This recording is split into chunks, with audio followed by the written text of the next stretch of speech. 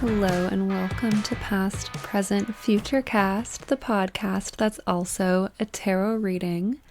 I'm your host, Maria Elena Pakoulis, and for our card of the week this week, it's kind of a special week because we have a new moon. So we're looking at the week of February 23rd to March 1st. And we have the Pisces new moon on February 27th. The card that I pulled for this week is the same card that I pulled last week. And I'm using a different deck this week.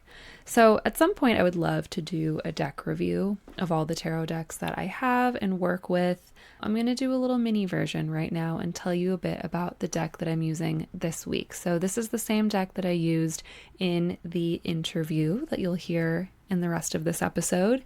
And it's called the Fifth Spirit Tarot by Charlie Claire Burgess. If you're watching the video, here's what the box looks like. This is what my box looks like. I was a supporter for the original Kickstarter. This was a indie deck initially backed by Kickstarter. I believe this first edition came out, I want to say 2020, 2021. I know it was a pandemic project. And the tagline for this deck is a queer and inclusive deck for a world beyond binaries. So I wanted to use the Fifth Spirit Tarot this week, especially when interviewing my guest Carly, who you'll hear from in a little bit, because Carly is the founder of a queer social group here in Tucson, Arizona. So we're working with my favorite queer-inspired deck. The artist behind the deck, Charlie Claire Burgess, is a queer, non-binary, trans creator, and I absolutely adore their work. I recently got their book Radical Tarot, and I'm making my way through it. So they're an amazing author and deck creator. This is the first deck that they created, Fifth Spirit Tarot, and they now have a new deck out called the Gay Marseille, and I highly recommend their work. So the card that we've pulled for this week, February 23rd to March 1st, is the same card that we pulled last week. It's the Five of Cups yet again. I can note that this week it did come out reversed, and for a card that has a little bit more of a negative connotation, I do somewhat like to see them reversed more than upright, because it's giving a sense that there's a little bit of change here, that maybe we're learning a little bit of this lesson, that maybe this is the week where some of that water, some of those waters get moved and pushed through us. Because with the Five of Cups, again, we're talking about turbulent waters. We're talking about changes when it comes to our internal landscape. This version of the Five of Cups gives us a little bit of a different image than the deck we took a look at last week. So here we have a home. We see a home kind of central to the card, and it's surrounded by floodwaters, these dark, murky floodwaters. And we see a little boat making its way, floating along. It is managing these currents pretty well. Above the house, we have 5 different vessels that could hold liquid, I guess we can say. One of them is a soda can that's empty and has been crushed. One is the top of what appears to be a glass bottle that has been broken off. The bottom's been broken off. We just see the top, so this can no longer hold liquid. We see a mug that's turned upright, and the last kind of drops of what was within it are dripping out. And then we have 2 cups that are still upright. So we have a little mug of tea. It's got a little tea bag with a little tag from a tea bag sticking out from it, and that is still holding liquid. And then we have a beautiful glass of clear water. And then there's some botanicals framing those flood waters. And I'm gonna confirm in my guidebook here. I'm pretty sure this is meant to be St. John's wort. Let's see if I'm correct. Oh, it's mullein. I was incorrect. This is mullein. Charlie Claire Burgess writes here, the water is framed by mullein, a hedge plant whose magical properties include protection and courage, and which has connections with mourning through its use in ancient Roman funerary rites. The last line here says, 3 of the 5 cups are empty, but 2 are intact and full, a reminder that not all is lost. Though the house is flooded, in the attic a light still burns. A light still burns. Not all is lost. So we're still holding on to that sense that not all is lost. Maybe this is the week now where some of those emotions start to move a little bit more, start to be stirred a little bit more. That water we can let flush out. Please stay so hydrated this week, especially with this Pisces new moon. We always want to stay hydrated. That's just basic body maintenance. But with all this kind of energetic stuff, gunk going on in the watery realms, we want to make sure that we're flushing everything out. In my day job as a massage therapist, I'm always giving people the advice of please drink lots of water after your massage, because as we've worked those tissues, worked the muscles, we're clearing out any like waste matter that's in our tissues. We're moving that out, and we want to use the water to be able to fully flush that out of ourselves. Thinking again about that 5 of Cups, we're letting things move. Let your emotions flow. Let the tears come. Let the laughs come. Let the laughs come so hard that the tears come. Since we have the same card this week as we have last week, it's still the same advice. That's get in water, stay really hydrated, be with your emotions, be with your feelings. One of the sentences that stuck out to me when I was just briefly glancing into the guidebook for the Fifth Spirit Tarot was Burgess writing about how this card often comes up when they haven't fully or properly mourned something. If there's something that you are still grieving, that you are still mourning, that you haven't let yourself feel the full and complete emotional impact of that, try your best to really sit with it. Allow yourself a quiet moment. Unplug. Turn off that external influence. You can just sit with your own thoughts. It's really uncomfortable sometimes, but it eventually leads to the flushing out of whatever it is that's stuck there and needs your attention. I want to talk a little bit about the tarot connection to the sign of Pisces. All of the major arcana cards in a tarot deck, and if you don't necessarily know what I mean by major arcana, I actually explain it a little bit in the interview that you're going to listen to, but I'll give it to you again now. A tarot deck is divided into 2 unequal halves. We have the major arcana and the minor arcana. The 5 of Cups, as we were just discussing, is one of the minor arcana cards. That's the part of a tarot deck that's arranged or organized more similarly to a standard deck of playing cards. We have the Ace of whatever suit. There's 4 suits. There's the Ace of Cups, the 2 of Wands, the 5 of Cups, the 6 of Swords, the 10 of Wands, and then the court cards also go in there. The pages, the queens, the knights, the kings. They're in the minor arcana. And then we have the major arcana, which is 22 cards out of the 78 card deck. So the 22 cards numbered 0 through 21. And each of these cards can be associated with a sign or planet in the zodiac.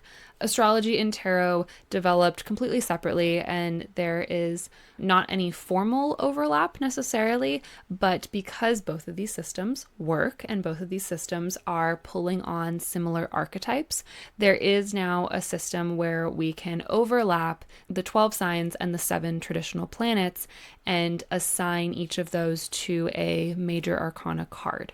So this week on Thursday, the 27th of February, there is a Pisces new moon. So the moon and the sun are going to be coming together, forming a conjunction in the sign of Pisces.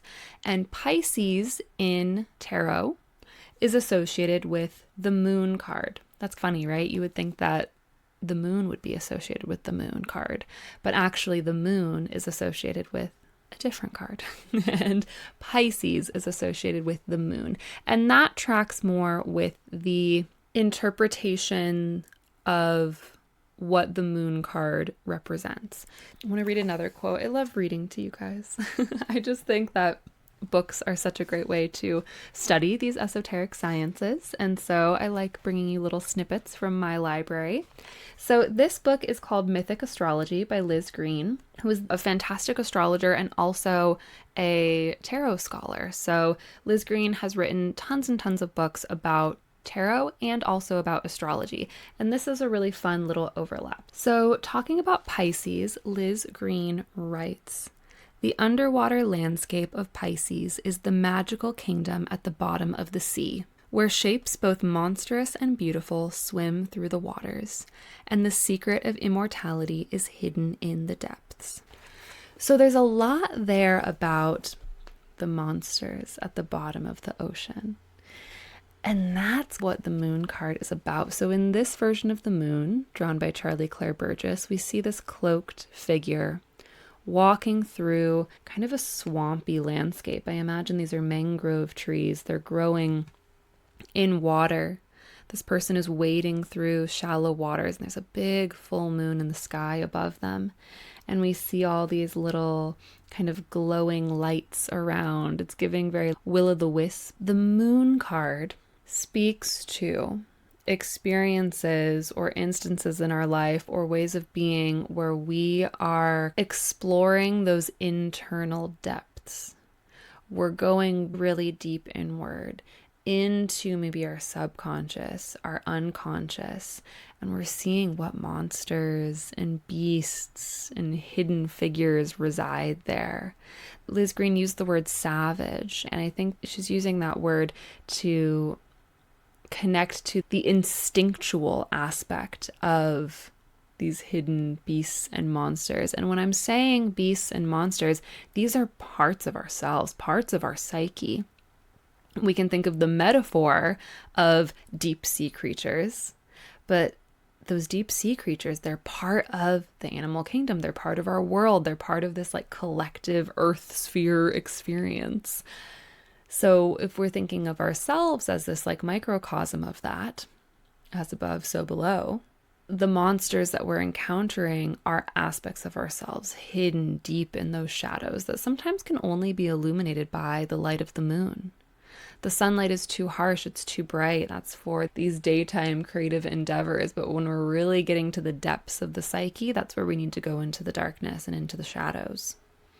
And there's so much talk in spiritual spaces of light equals good, dark equals bad. And that's bullshit, right? That's just total, complete bullshit. Neutral. It's all freaking neutral. It's neither good nor bad. It's both and. It's good and bad. It's everything. Everything is everything. I should put that on a hat. Embroider that on a hat. Everything is everything. These creatures, I'm giving them kind of intense names. These beasts, these monsters, these savage monsters within us, but it's really all neutral. It's just parts of ourselves that maybe societal conditioning or experiences that we've had have taught us that they're scary or that they're bad or that there is some kind of like badness there. But really, it's just parts. Like especially when we're talking about instinct, so much of the world around us trains us out of acting on instinct. And in some instances, that's all good and fine. There's some instincts that we don't need to jump to immediately all of the time. But there's also parts of ourselves deep within that it could serve us to embrace a little bit more. So thinking about that this week as we have this Pisces new moon, that aspect of ourselves, that Piscean part of ourselves, we all have Pisces in our chart, right? If you're not as familiar with astrology, maybe you've looked up just a list of your placements and you go, I don't have anything in Pisces. I don't have any planets in Pisces. So I don't have any Pisces in my chart. We all have Pisces in our chart. It's going to be a section there that is ruling over some aspect of our lives, or some aspect of our lives is heavily connected to the Piscean nature. So we all have Pisces qualities. That part of ourselves, that part of our life, there's some new beginnings happening with that this week because of that Pisces new moon. So there's some new beginnings if we're thinking about the moon card in tarot, some new beginnings around maybe how we're embracing some aspects of ourselves that we've maybe not explored before. We're a little scared to explore. I know growing up I had, and still sometimes now, I've mostly grown out of this, but growing up I was always afraid of the dark. And a lot of that fear of the dark was because I couldn't see everything around me, and I was afraid that some monster or some beast, not even an animal. I wasn't necessarily even afraid of just regular old animals. I think I was afraid of some like mythic beast climbing out of the darkness and coming to get me. And how can we get more comfortable in that darkness, in that forest, with our unconscious. There's some newness, some new beginnings, maybe encouraging us to explore that a little bit more. And so much of this is connected to our spirituality because Pisces is a sign that's so connected. It's the final sign in the zodiac. If Aries, the first sign in the zodiac, is if Aries we can think of as being the baby of the zodiac, Pisces is this like final sign in the zodiac, and it also connects into that part of the life where our spirit goes back to the collective, goes back to the soup, is what I call it. So when we die, I can just say it plainly, when we die. And in my cosmology, in my way of thinking about the world, I think of that time when our spirit separates from our body as us going back into kind of like the collective, us rejoining the whole that our spirit is a part of or is separated from when we are embodied, when we enter into a body. We're going back into the soup, is what I like to say, is what I call it, the collective soup. And the moon is really about understanding, witnessing, maybe trying to navigate that soup. There's always going to be a disconnect. While we're here on Earth, we're in a body. We're meant to be doing earthly things, but we can still explore when we learn about astral projection, when we do really deep meditations, when we do past life regressions, like we talked about in episode 2. That's all exploring moon themes. So this week, leaning into those moon things, embracing newness around those moon things, and being open to new beginnings starting here. We've got a lot of planets in Pisces this week and in coming weeks. Saturn, Neptune, the sun, the moon, when the moon comes in for its little 3-day stint in Pisces.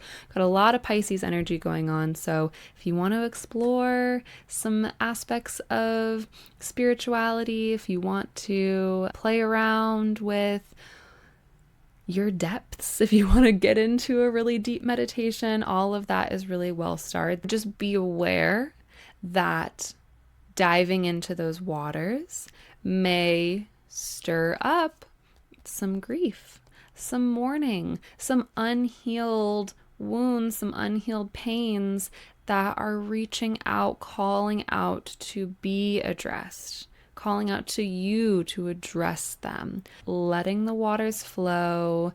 If you're feeling extra emotional this week, I don't blame you. There's a lot of emotions flying around, stirring up on this new moon. It's a good time for beginning a new cycle around your sense of self as a spirit, as a spiritual being in a body. Okay, that's our card of the week this week. And that's a little bit about the Pisces new moon. So this next interview that we have this week is actually a double take. So we had to record this interview a second time. I told you last week that I lost an interview with the guest and it was a bummer, but thankfully my gracious friend and guest agreed to do it again with me. So we just sat down and recorded this episode for you, and I hope you enjoy it.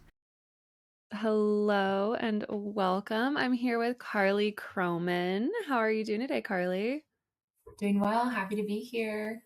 This is our Hello. second time sitting down to record. Carly, I'm so grateful that you wanted to do this again. I loved that conversation that we had, and unfortunately, we lost about more than half. So I'm grateful that you're sitting back down here with me again because I really love the work that you're doing in the Tucson community, and I want to get a chance to highlight and shout that out. So Carly is founder of Sonoran Sapphics.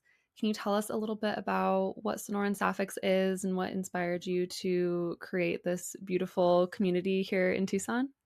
Yeah, and sorry if there's construction noise. Hopefully, the microphone is blocking it out. My neighbors are getting some new landscaping, so we're excited for them. Sonoran Sapphics is a community group that started as an experiment in queer joy. And really, it is a place to connect with new friends, amazing, hot, brilliant humans, is sometimes what I like to say. But we run inclusive events about once a month. We also run a book club.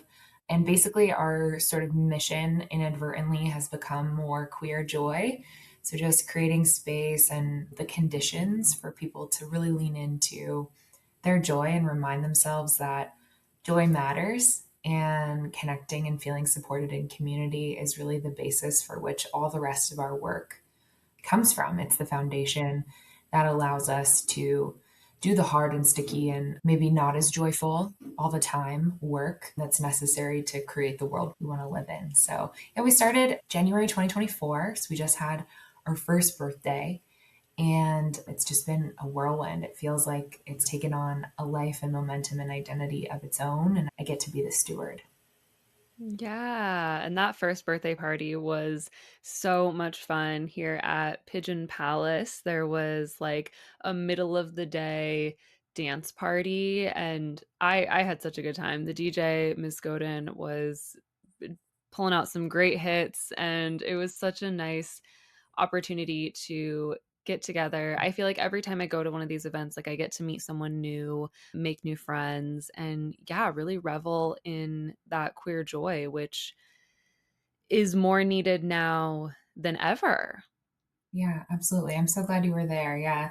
It's been such a cool project. And I think I talk about it a lot as a project. A lot of folks would like to see it formalized into an organization or a nonprofit or what have you. But it really feels like something I'm not doing alone, something that everyone who attends the events is shaping and growing alongside me, which is really fun. Yeah, we'll see like where it evolves, but right now it's been such a beautiful creative outlet for me.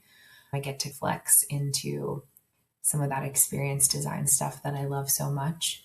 And yeah, it's just this beautiful kind of outlet for everyone to be in the present moment and connecting to their curiosity and creativity. A lot of our events center around some sort of parallel play activity. This idea that when we're doing something with our hands, it can make connecting with new people feel a little less awkward or intimidating. And we've really seen that folks from across like neurodivergent, social anxiety, like different maybe barriers to entry are showing up at these events and having a good time and feeling included. And that feels like success to me. I love that parallel play because, yeah, sometimes, especially if you're maybe showing up somewhere alone or you're not sure if you're going to know anyone, having something to do is really fun. So at the first anniversary party, there was some collaging going on. There was decorating these wonderful little party crowns. I'm so sad I lost mine afterwards. I think I either lost it on the streets of downtown Tucson or I left it at the Ethiopian restaurant that we went to afterwards. So someone found that somewhere. Yeah. We've mentioned book club, we've mentioned the first anniversary party. What other kind of events, past, present, future, has Sonoran Sapphics hosted? Yeah. We did last February an urban plant walk where we got to know some of our local plant allies. My friends tease me. They're like, how does it feel to just create events that you want to go to? I'm like, it feels great. Like, it is exactly what I want to be doing. And so I studied herbalism in the past, and I really love plants. And so we did that. We did a huge kind of pride party that was inspired by tea dances of the past, which were gay, mostly men in New York couldn't publicly be gay in the city. They would go out into the country and in the middle of the day, a daytime dance party seems to be a theme. But we were at the Royal Room, and lots of folks dressed up and had a true ball for Pride last June. But mostly our monthly events are centered around some sort of creative endeavor. So we also did a book swap. So something that like gets people together around a shared interest or allows them to explore something new. So Mhm. we're doing this month actually a partnership with a local artist where you will look at the person in front of you and not look down at your paper and draw their face as like a sort of speed friending. And then at the end of March, we're doing some hand sewing, like iron on patch Ooh. creation. So just like fun, maybe activities that you wouldn't necessarily do on your own, but because you're coming to the event, you can get a taste of something new and play. Really, I think it's all about that idea of play, that idea of sparking joy. And there's lots of different incredible, talented collaborators here in Tucson that we get to play with. Talking about past, present, future, something on the horizon this spring is we're going to partner with Tucson Queer Outdoors and host a camping trip on Mount Lemon. I'm really excited for that one. I think it That will sounds allow really all of us fun. to kind of reclaim, maybe something like wanting it to feel like a reclaim summer camp. So yeah. Ooh, yes. Thinking about dance parties, so we've mentioned a couple daytime dance parties. It almost feels like bringing queer joy into the light rather than it Mm, being like a nighttime, middle of the night, we're hiding away in a club. It's like, no, we're out here in the middle of the day, dressed to the nines, like really authentically expressing in daylight. I feel like there's something to be said there about bringing that queer joy into the light, especially right now in a time when so many are trying to force queerness back into the shadows. yeah, I really love that. Thanks for reflecting that back. Yeah. I think for me, I really wanted to move away from, or I didn't see myself in like party or club culture. It doesn't make me feel good. I think it's amazing and I think it's gorgeous and should be celebrated, but it wasn't like how I was forging relationships. And so wanting to create a space for people who are sober or who aren't necessarily, or a lot of our events, you still can have a drink because most of the third spaces and public spaces in Tucson are bars. But moving away from the idea that you have to partake in a substance in order to connect with people, yeah, has been like a Yeah, driving force.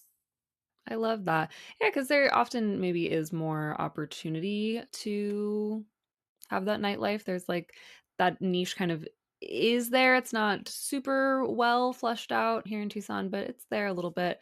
But like you said, things that throwing events, hosting parties that you want to go to, and like maybe that is starting a little earlier in the day, starting before the sun goes down and more on the sober end or the low ABV end, we could say. So I'm looking at these cards that I've turned over for the present of you, your work, namely Sonoran Sapphics, but of course there's so much more that you're doing beyond that. You're a movement instructor, you teach Pilates, you teach at the university here, and all of that feels kind of encapsulated by these two cards. Talking about bringing things back into the light, we've got two fiery cards here. We've got the King of Wands and we've got the Four of Wands. The Four of Wands, I think this is the third time the Four of Wands has come up in one of these interviews. So I'm going to have to sit with that. That's really incredible. Right off the bat, Carly, I'm curious, just looking at these images, what jumps out to you here? No wrong I'm like answers. letting them load a little because it's a little bit fuzzy on my end, but I'm, is it true that on this side there's like a torch Yes, so happening? there's a figure here carrying a torch and carrying like a big red banner or Yeah. flag and like kind of walking triumphantly forward. And then here we have like a wood stove with a pot of tea and a skillet kind of steaming on top and four oil lamps around the edges. Yeah.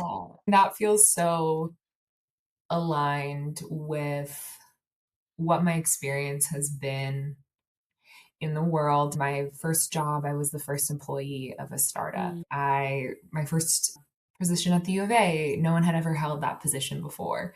The program I teach in right now, it didn't exist until we started it in wow. August 2022. And then Sonoran Sapphics, obviously, we have built it from scratch. And so I think this like torch bearer, but also like creation of something that feels warm and like home and is welcoming. Also, I drink so much tea. I'm a tea girly, so I love anytime tea shows up. Yes. Mint medley right here. Multiple cups of herbal tea per day. Again, Yeah. the plants like winking at me from that card feels cute. But Yeah. Yes. You're hitting the nail on the head. I'm thinking of the word trailblazer, especially for this King of Wands. There's such like a trailblazing attitude about the King of Wands. Those firsts, that like carrying the torch forward, bringing the light, bringing the creation, the creative energy. Both of these cards being wands is really like hitting on how creative so much of your work is right now. The creation aspect of Sonoran Sapphics, where one, you're creating something that didn't necessarily exist here before. And two, so many of these events involve creativity, self expression, free expression, actual literal art making a lot of the times, or supporting giving like a platform to creatives in town. I'm thinking of like our beautiful like focaccia maker and having these opportunities for these creative people to kind of be front and center at some of these events. So definitely I can see you as the King of Wands carrying that torch. And when someone is leading that charge, I feel like it's implied in the King of Wands that there are people following this person. And following in the sense of, oh, I see that light that you're bearing. I see that beacon and I want to move towards that. And I want to continue kind of like following where that lighted path is going because it is sometimes easier or feels safer to have someone else in the lead. And then all of these folks who we've seen fill these events. I know we mentioned in the last recording that we did that these events have been at or over capacity pretty much every time. So those people kind of flooding in to be like, yes, like we want to be here and help kind of hold that light with you is really beautiful. Yeah, thanks so much. Yeah, it's been such a joy. And I think something that you said in terms of the idea that people want experiences, they want connection, they want these spaces, but maybe they don't know necessarily how to create it from nothing. And I think that aspect, that ambiguity, that maybe like scary unknown excites me. It's like where my kind of talents come together to bring things forward. And I wouldn't, though our culture sometimes privileges that skill set as something to be held up, I think, especially in the culture of entrepreneurship, Mm-hmm. if this would not exist if people didn't decide that this was worthy of their time. And so I think I'm Mm-hmm. not under the impression that I could have done this or I am doing it on my own at all. So that's everyone has their role. And I think about in our work as people who are building the future, as people who are resisting against every structure that keeps people in places without power, without access to power or resources. It's the same thing, right? There's a role for everyone. And I think the way that I found one of my roles was by prioritizing joy and by Mm. seeing joy as resistance and important. And especially for queer people as something that is a revolutionary act. Maybe that's a bold statement, but I think, yeah, I think I feel really lucky that people trust me to be the steward of this. And I am open to the idea that it might not always be me who is stewarding it, right? There might Yeah. come a time where the leadership structure of this project looks different. So trying to hold it with a lot of grace and non attachment. Mm-hmm. Mm-hmm. You said that not everyone does feel comfortable being the one to say, hey, I'm going to do this thing and if you want to come it would be really awesome because that's really scary to put yourself out there in that way. Not everyone wants to do that. That's not everyone's role. But with that being something that is so exciting for you, that's that fire wands aspect of like I'm touching like the core of my body right here where it's like that solar plexus area, that sacral fire that is kind of what drives us and moves us forward and pushes us into action. So it seems like you have that in droves. Maybe that's some of that good Pilates core workout, fueling that fire. Then providing the structure around it. You mentioned the last interview cut off right as you were saying that you're a Capricorn and a Virgo. There's that like structural aspect that you bring to this where there is like, details that have to be attended to, and there is like the practical and the drudgery of organizing things. And not to say that it's not like fun, it can be fun for a lot of people, but there is like admin to do and just kind of like the boring little detail tasks. But providing that, I'm holding up the Four of Wands here because fours are so much about that structure and about like the foundation. And so you're kind of there setting that foundation for everyone to then come bring their creativity, bring their expression, bring their skills, bring whatever it is that they're bringing to the table. And then that almost becomes like that campfire. You've maybe put the ring of rocks there. You've set that space and said, okay, here's the space, and everyone's bringing their wood and their matches and their spark to then create what feels now like a beautiful roaring bonfire or well established hearth fire that is like Sonoran Sapphics, bringing people to it. Oh, yeah. I love that. So prior to starting this project, where where have you been? What have you done? What came before this wonderful little egg that's growing in the world? I think there's a lot of ways I could talk about this. And what's funny is I don't even remember how I talked about it last time we had this conversation, but I've had a pretty, I would say, winding path to the external eye, but what feels like a lot of the same through lines that have motivated the things that I've done.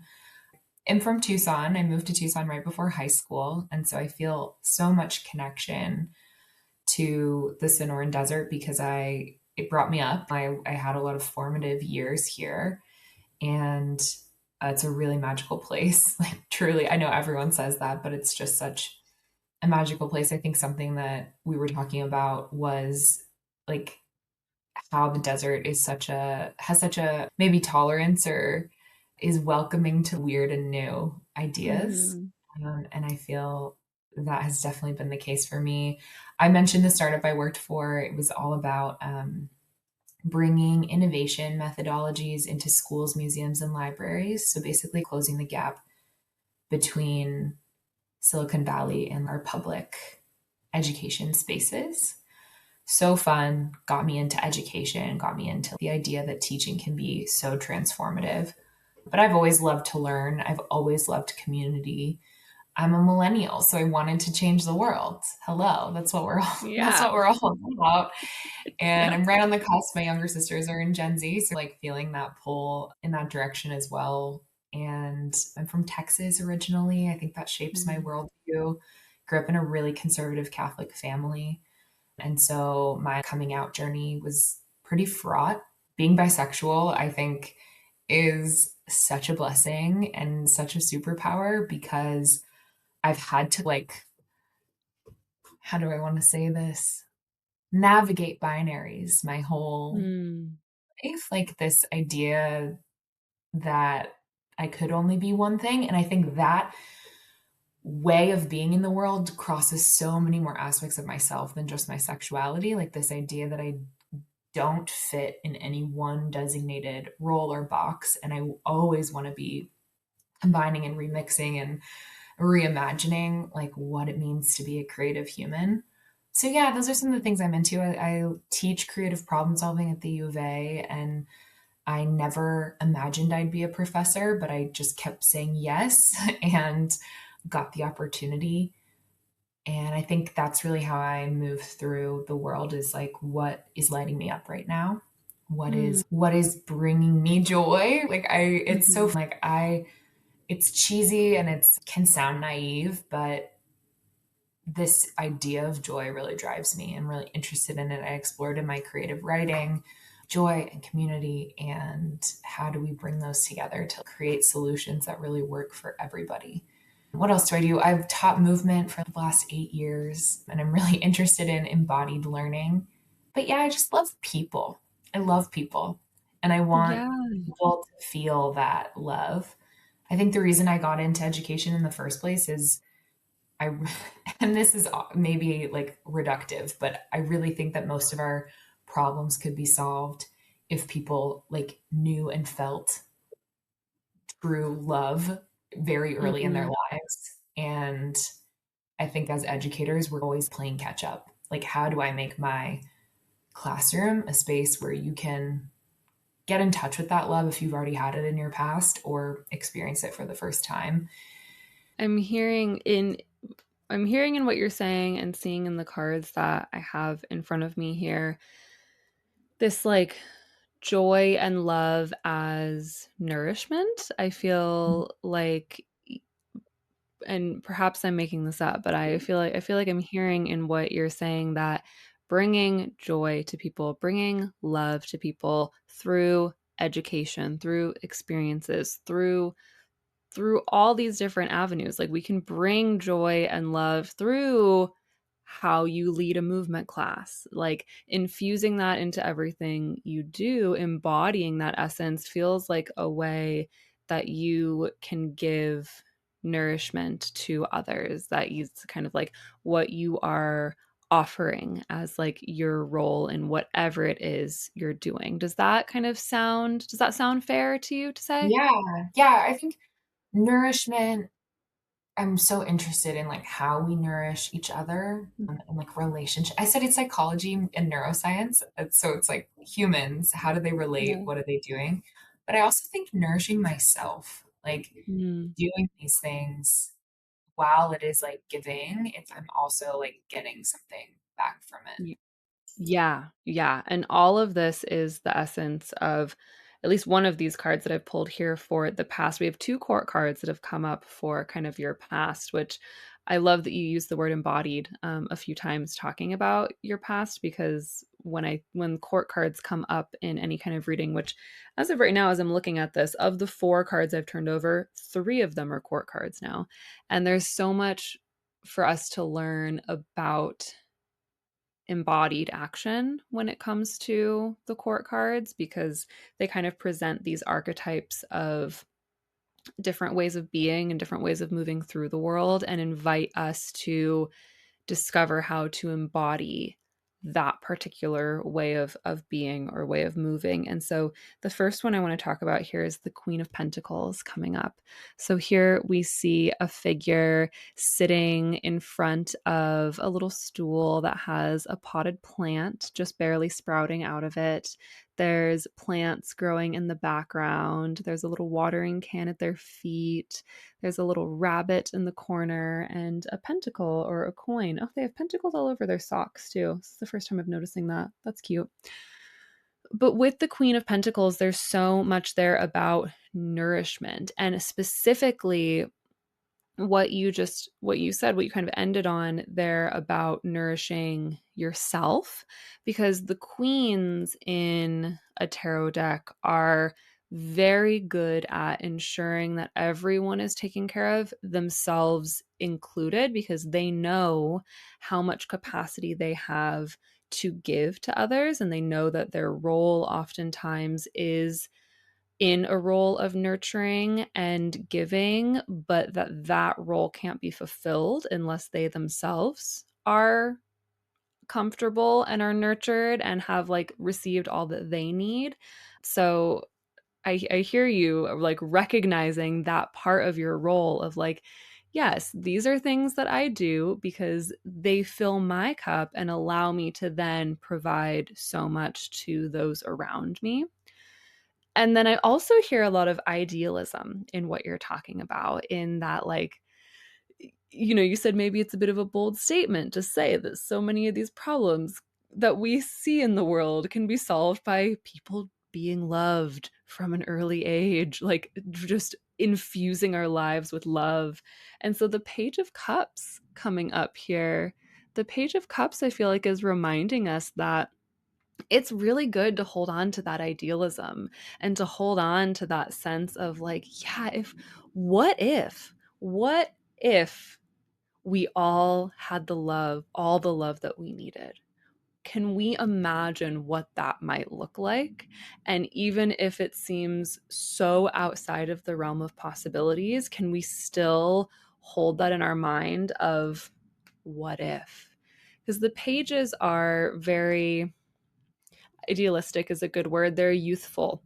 They're kind of have this childlike quality where maybe they're not thinking of all the all the kind of responsibilities and limitations, all those things that Saturn brings, like the ways in which the world is going to say no to us. The pages, they just kind of ignore that. And Cups is so much about love and healing. So there's this maybe like idealistic sense of and sharing and giving that love so freely in the way that children often do. How can that be like more embodied in how can we embody that essence even as adults, how we move through our lives now? So I see so much in your past work of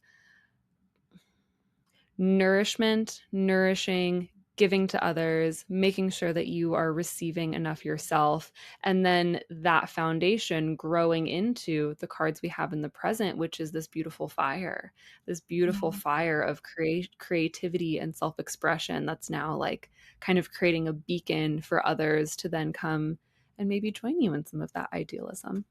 As you were speaking, it reminded me of this commencement speech that I saw really early in my career by the dean of the Harvard Graduate School of Education, James Ryan. And I think he ended up writing a book based on the commencement speech, but it's like these five, like life's five essential questions, basically. And two of my favorites of the five are, I think, my like core question, and it reminds me of this like idea of nourishment is how can I help? One of Mm. my favorite questions in any kind of context. And then the other one that I think speaks to my really propensity and excitement and passion for solving complex problems is this idea of couldn't we at least?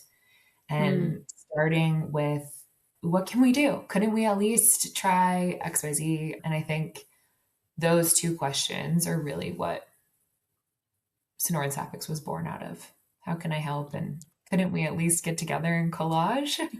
Yeah, couldn't we at least have a book club? Yeah. Couldn't we at least have one camping trip for queer people, Yeah. maybe?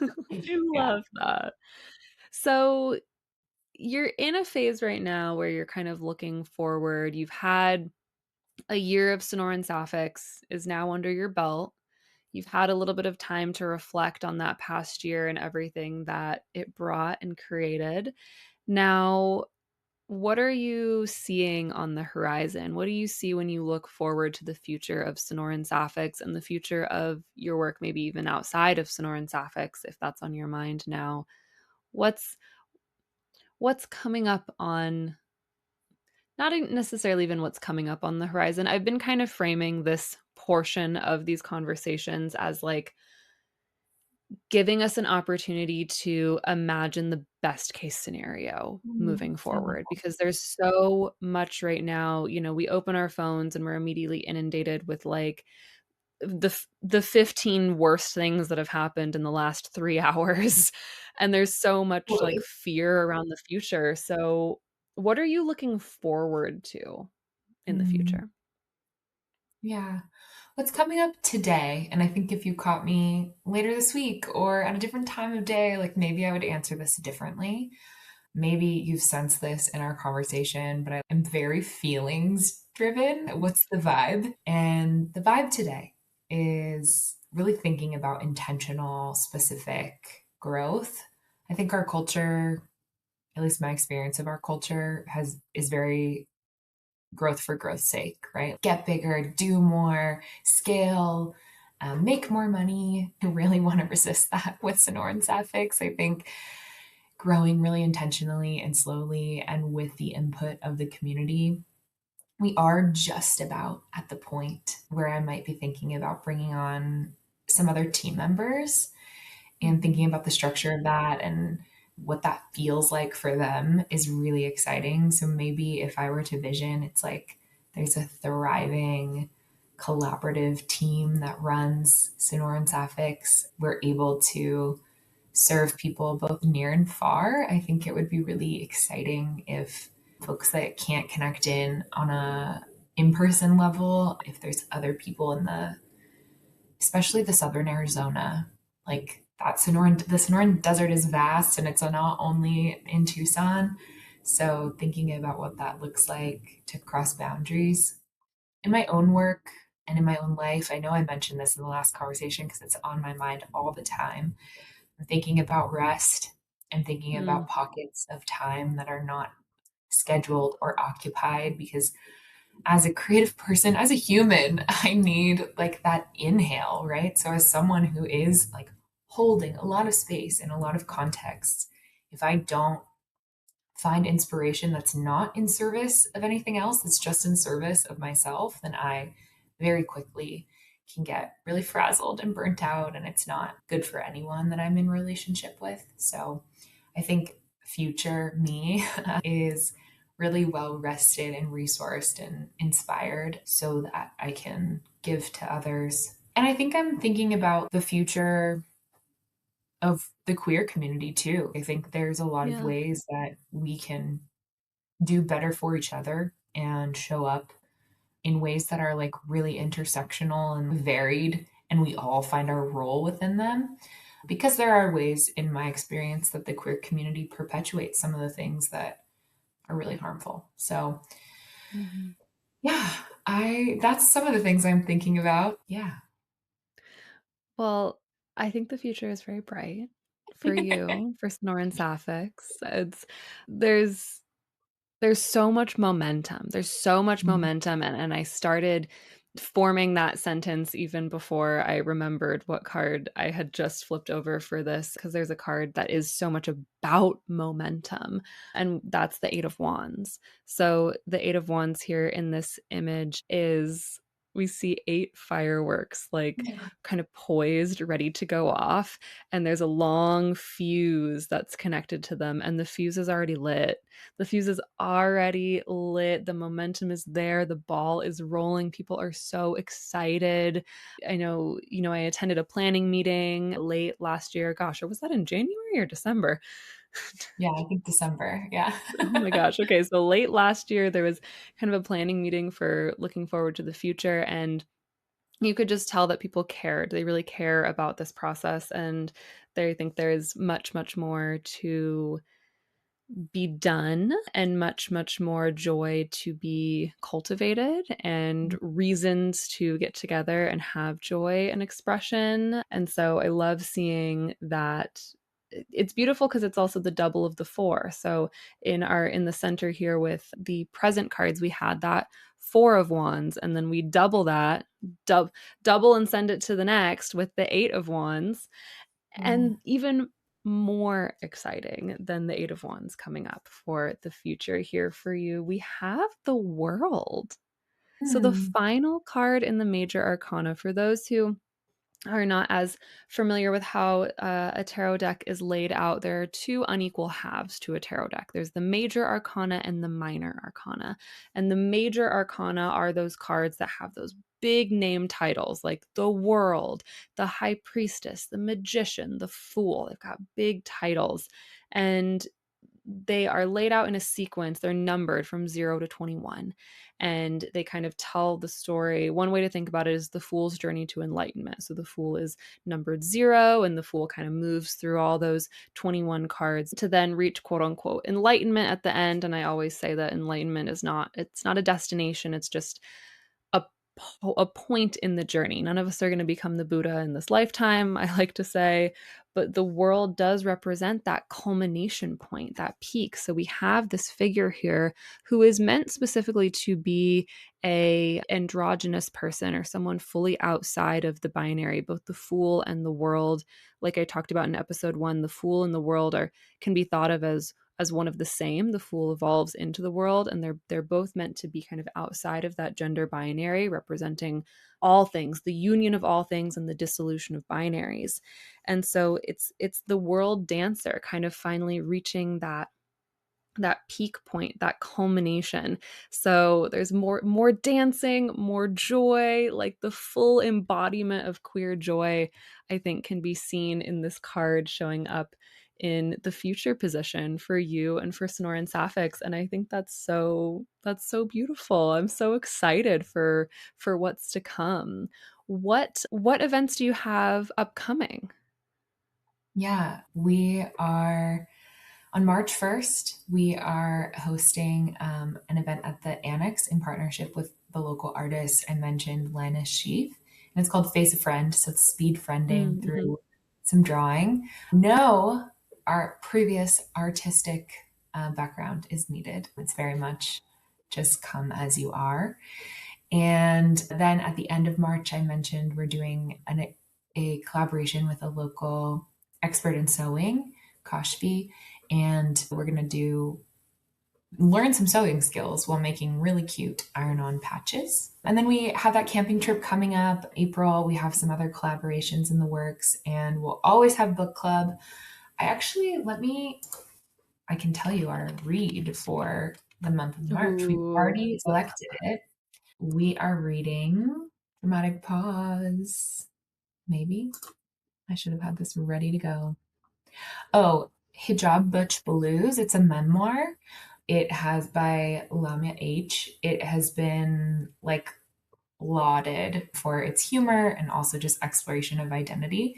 If you want to join us, we're meeting on March 20th. amazing book club. And I think we touched on this in the last interview, and one thing that I want to just really specifically name while we're here today is that Sonoran Sapphics is really open to all queer folks. All I would say probably open to all folks in general. I can't imagine you really turning anyone away, but Sonoran Sapphics is specifically queer centered and is a trans inclusive group. I know you have thoughts on this. Maria Elena, you are so psychic because as I was sitting here, I was like, I really want to make sure that as I'm like speaking publicly about the group, that I remind everyone, like you just said, that it is a trans inclusive space. In fact, I try to go beyond that and say we champion our trans community members and we want trans and non binary and gender non conforming folks to feel like this is their space and that your experience is so central and essential to everything that we're doing. So, yes, absolutely. The word sapphic, I think, has been reclaimed by Gen Z to be more of an umbrella term. I chose it specifically for the alliteration because I'm a poet, but Yeah, also it sounds really good. but also because I didn't want to make this a lesbian centered club because I'm bisexual. Like, I wanted it to be a space where we could really connect across identity. And I'm hopeful that if our events resonate with you and you identify anywhere across the queer spectrum, you feel welcome to come join in and find your joy and give us feedback if there are ways that events are not inclusive or need to shift. I'm always open to that feedback and open to making the changes we need to. Yeah, amazing. It's such a it feels like such a project that is in flux and can kind of shift and mold and adjust based on the people and what the people want. Because, like we've said, it's events that you want to attend, but you can so easily, you, Carly Croman, can be so easily, hopefully, kind of separated from the organization that's or pseudo organization, the club, Yeah, I guess, that is kind of taking yeah. on its own life based on the members who make it what it is. Yeah, I very much don't want to center myself. I want to center the community that's emerging. And so we'll keep doing that. And hopefully, if you're listening, you'll be a part of it very soon, if not already. Yeah.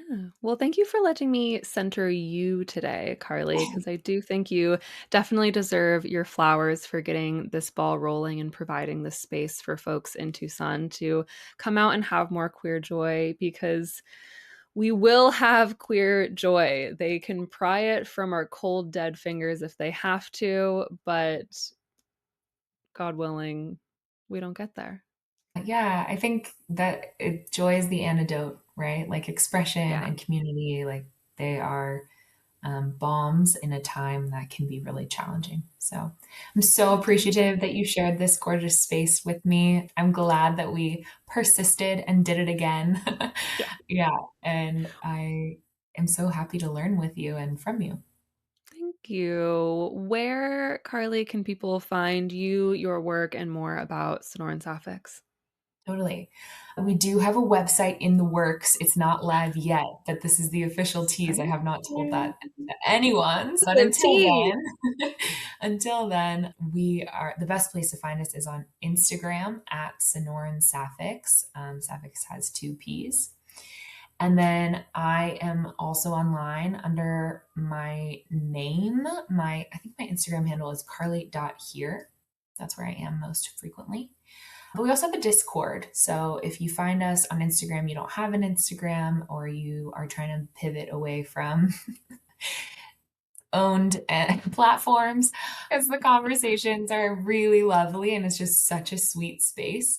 And we have a channel that I'm really proud of and excited about called Go Together, where you can paste things that you're going to or share events, and will go with you and you'll get to have some company as you go about your events. So, Oh, that's incredible. I've got to get on the Discord.